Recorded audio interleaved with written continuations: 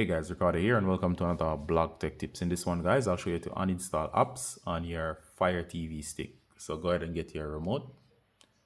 From here, what you're going to do is you're going to navigate.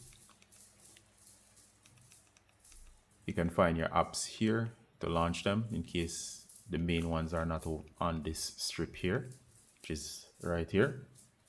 And to uninstall an app, go to settings. Next, go to applications.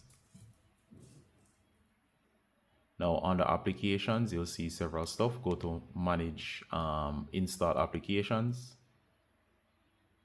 Now here we go. This is the alphabetical list of all your apps. And I'm going to use VLC, which I recently installed. I'm going to select that application.